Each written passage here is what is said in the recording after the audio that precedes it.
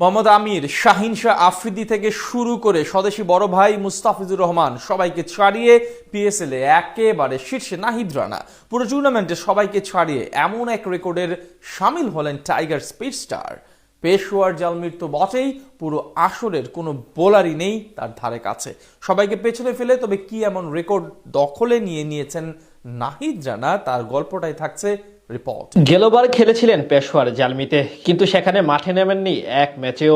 Pakistan super লিগে অভিষেক হওয়ার জন্য পাক্কা এক সিজন অপেক্ষা করতে হয়েছে নাহিদ রানাকে। সে অপেক্ষার অবসান ঘটিয়ে চলতি সিজনে প্রথম ম্যাচ খেলেন পেশোয়ার জালমির জার্সি গায়ে, আর সেখানেই নিজের যাত্রী নিয়েছেন 16 আনা। টুর্নামেন্টের সব বোলারদের পেছনে ফেলে একেবারে শীর্ষস্থান ধরে রেখেছেন বাংলাদেশের চাঁপাইনবাবগঞ্জ থেকে উঠে আসা এই ফাস্ট বোলার। বাংলাদেশের ক্রিকেটে এ যাবৎকালে সবচেয়ে দ্রুত গতির বোলার ধরা হয় নাহিদ রানাকে। অভিষেকের পর কয়েকদিনের মধ্যে বিশ্ব ক্রিকেটে পরিচিত তৈরি করেন এই ডানহাতি পেসার। শুধু গতি নয়, লাইন, লেন্থ এবং কন্ট্রোল সব দিক থেকে তিনি যেন এক প্রকার প্যাকেজ স্বরূপ। তেমনি এবার পাকিস্তান সুপার লিগে এখন অবধি 3 ম্যাচ খেলে দুটিতেই অসাধারণ পারফরমেন্স করে সবার মন জয় করে নিয়েছেন এই বোলার। আসলে মোহাম্মদ আমির, শাহিন শাহ আফ্রিদি থেকে শুরু করে মুস্তাফিজুর রহমান কিংবা টম কারেনদের মতো ক্রিকেটারদের পেছনে ফেলে শীর্ষস্থান ধরে রেখেছেন এই পেসার। টুর্নামেন্টের নিজের প্রথম ম্যাচে অবশ্য কিছুটা খরচে ছিলেন নাহিদ রানা। হায়দ্রাবাদ কিংসম্যানের বিপক্ষে 3 ওভার বল করে দেন 30 রান, নিতে পারেননি কোনো উইকেট। তবে দ্বিতীয় ম্যাচে করাচি কিংসের বিপক্ষে জ্বলে ওঠেন ডানহাতি এই পেসার। সেই ম্যাচে প্রতিপক্ষের ব্যাটিং অর্ডার একাই ধসে দেন রানা।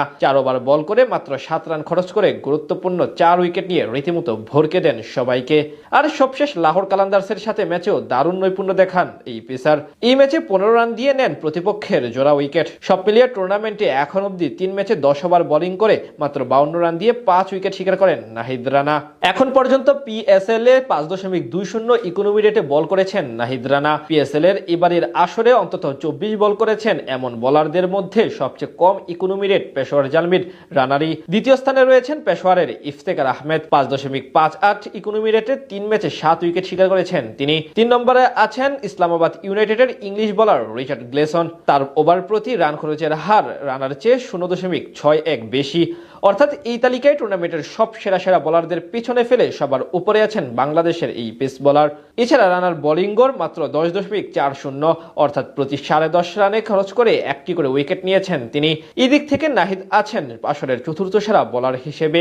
ইকোনমি রেটে সেরা তালিকায় সেরা 20-এ আছেন বাংলাদেশের আরেক পেসার মুস্তাফিজুর রহমান। লাহোর কালান্দার্সের জার্সিতে 5 ম্যাচে 6 উইকেট শিকার করেছেন মুস্তাফিজ। ফিজের economy rate 7.17। তালিকায় মুস্তাফিজ রয়েছেন 16 নম্বরে। তার এক ধাপ উপরে আছেন অ্যাডাম জাম্পা। সব মিলে বলা চলে স্বপ্নের মতো এক মৌসুম পার করছেন বাংলাদেশের নাহিদ রানা। তার মতোই শরীফুল ইসলাম এবং মুস্তাফিজও মোটামুটি ভালোই করছেন নিজ নিজ দলের হয়ে। সব মিলিয়ে এই আসরে বাংলাদেশি পেসারদের জয় জয়কার চোখে পড়েছে সকলের।